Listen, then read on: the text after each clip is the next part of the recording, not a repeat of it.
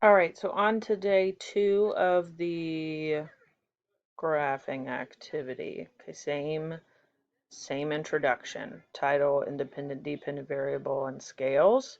This time we're looking at time after eating versus glucose levels in 2 people.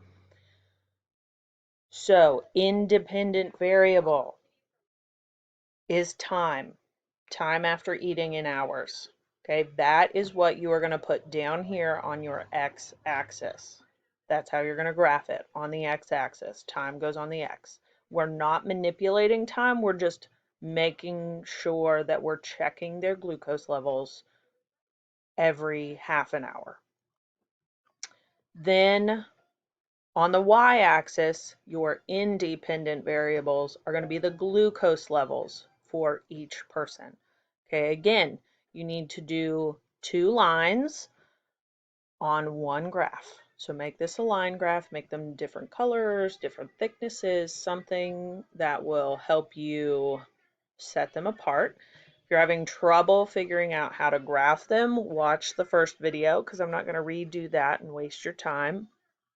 You can do it in Excel.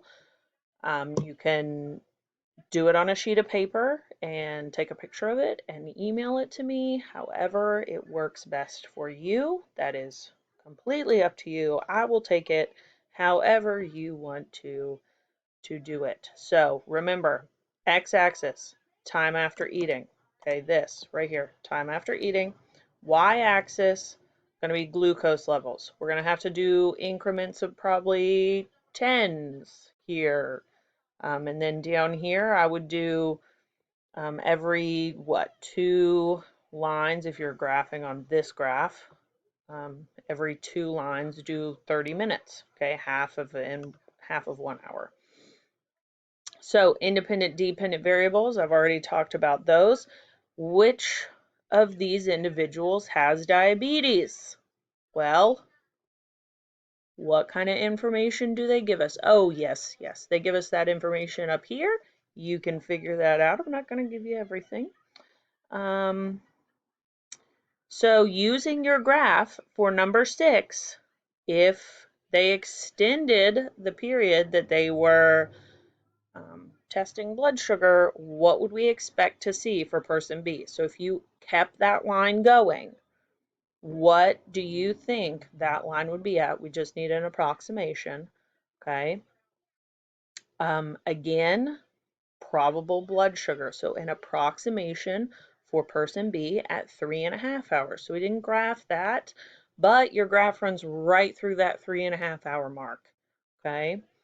And then state a conclusion about the graph.